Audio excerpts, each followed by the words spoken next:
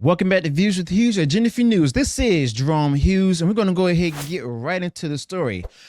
All right.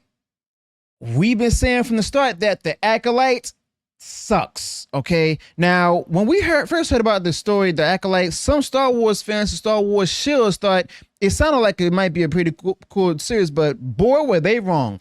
Even the biggest fans and Shills out there can't defend The Acolyte anymore. And The Acolyte got a measly 14% on Rotten Tomatoes, and the viewership has dropped by over 31% in just 1 week. Now, a lot of the fans who were really into The Acolyte at first are now turning their backs on Star Wars and Lucasfilm. And they're mad because, you know, they feel like they've been betrayed and lied to, and this whole situation just got crazy, okay? Now, remember when Kathleen Kennedy and Lucasfilm first announced The Acolyte last year at the Star Wars celebration, right? Well, Kathleen Kennedy and Lucasfilm didn't give us much detail, of course, but Kathleen Kennedy and Lucasfilm hyped it all up as a new Star Wars series set in the High Republic era. Now, Star Wars Shills, who defended Disney Star Wars, were excited about the High Republic, thinking it would be about the rise of the dark side and the Sith.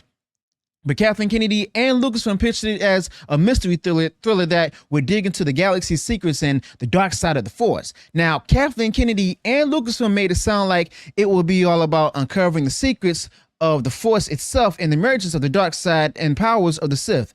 Now, even the biggest Star Wars Shills and Shill Media, the ones that usually eat up the everything Disney Star Wars release, are feeling let down right now. And Disney Star Wars Shills and Shill Media are now venting their frustration all over X right now. And what really gets to people about The Acolyte is that The Acolyte not truly focused on the Sith, okay? The story is more about a pair of twins caught up in the ongoing battle between the Jedi and the Sith, with some mysterious elements about their past thrown in, okay? And people were really looking forward to seeing the Sith training, learning more about Sith lore, and getting a deep dive into what makes the Sith who they really are. But instead, what they got from Kathleen Kennedy and Lucasfilm was just more of these space witches, which is not was something that people didn't want at all. And in honesty, everyone should have seen it coming. You know, Leslie Helen, the Acolyte's creator, went on record saying she didn't want anyone who knew a lot about Star Wars to help write the series, because The Acolyte is not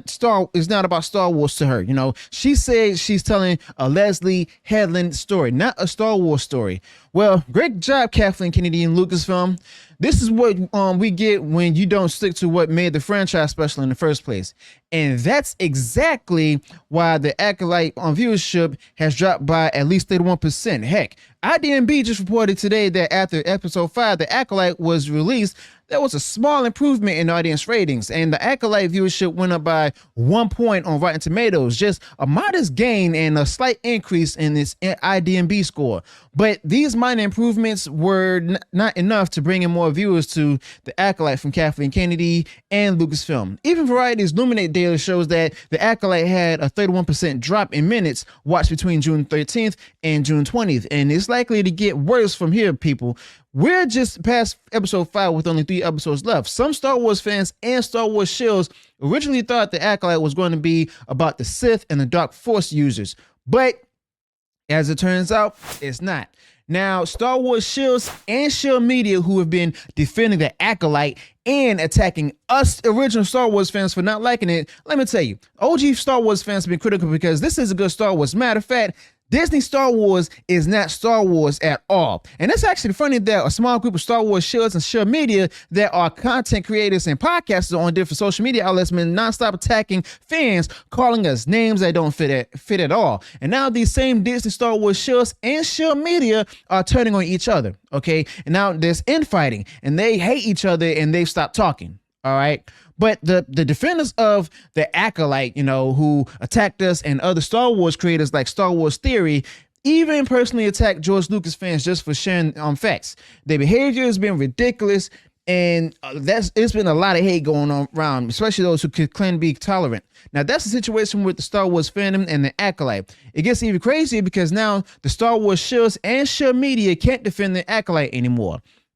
The Star Wars Shills and Shill Media are saying the Acolyte is not being review bombed. The Acolyte just plain sucks. Okay, the Acolyte sucks. And I'm not talking about some small conservative media outlet. Even Forbes, which also attacked fans, released an article talking about it. And it's funny how they still talk about the fandom minutes, not like us, even though we left that long time ago. We're not a part of that anymore. Even on IMDb, the audience score for the Acolyte shows that people are really getting fed up with Disney Star Wars, and the Acolyte only has about a 3.3 out of 10.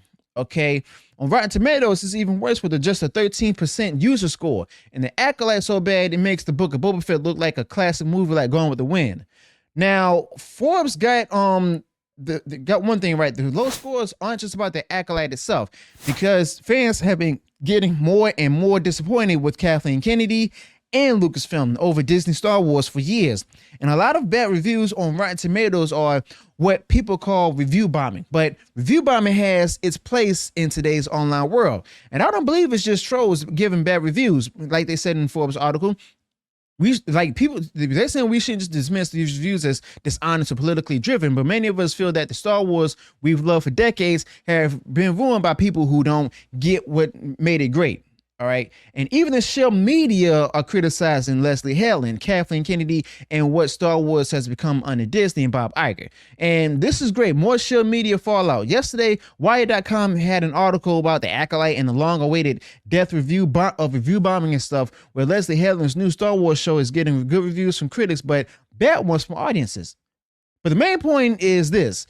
Sometimes franchises have bad parts, and that's okay. No one's defending the Acolyte anymore, you know? And it's actually pretty funny because of the fact that now we see that more and more people are actually seeing what's really happening. You know, the entertainment giants like Disney and Lucasfilm and stuff no longer putting out their, you know, the good stuff anymore. Well, actually, they never put out, they did. The only good stuff they put out there was the first two seasons of The Mandalorian as well as Andor. Okay, but the fact of the matter is that the people are speaking, and now there's a growing honest disappointment or disgust towards Disney Star Wars, okay, including Kathleen Kennedy. Now, with that being said, even the Shill media and the Disney Shills are definitely uniting against Disney Star Wars, okay? And the same thing starting to happen with, you know, the Disney Disney Star Wars, like it did with Amazon Prime's Rings of Power. What do I mean by that? Well, Forbes also produced this article today to talk about the Acolyte continues a long, tragic Star Wars tradition, ruining the Jedi. Okay, so it says here, remember when the Jedi were cool? I wouldn't blame you if you didn't. It's been such a very, very long time, long before Disney took over Lucasfilm and the Star Wars and Indiana Jones Willow IP. I've had this thought about running through my head lately. You can have too much of a good thing. It's the whole less is more notion, and it applies to a very big way, not just to Star Wars, but a lot of beloved genre fiction. Even they also brought up Galadriel from Lord of the Rings and stuff, where it talks about like the young Amazon Prime Galadriel versus the Galadriel from the Peter Jackson films and stuff. Okay, where basically the younger Amazon Prime Rings of Power Galadriel, she's made to be more masculine, whereas Peter Jackson Galadriel was more feminine, more faithful to the source material and stuff. It's humanly possible. She's beautiful, ethereal, as well as mysterious. Okay, but by giving us like, and they go into more details about how, you know, giving people like less of the actual Galadriel and stuff is a bad thing, but giving us more of the fanfic Galadriel is worse. Okay, I mean, they compared this to the Jedi, where it says that, you know, less Galadriel is more Galadriel, when and the same applies to the Jedi. All of such things it brings me to something that's been bothering me since the prequel films. The more Jedi we're given on screen, the less awesome they become. Okay, and you know what? It's crazy because of the fact that, you know, they basically stating they're ruining Star Wars. Okay, and the fact of the matter is Star Wars has been ruined. Star Wars now sucks, and a lot of people are now saying Well, quite frankly, Star Wars is dead. So let me know your thoughts about this in the comments below. Also, be sure to include any additional thoughts you might have on this particular topic. If you enjoyed what I shared in this video, go ahead, smash the like button, share far wide across social media. And if you haven't done so already, and you enjoyed all the content that I put out there, go ahead, subscribe to the channel. Click the bell notification so that way you'll be notified of future uploads and updates. Till then, peace.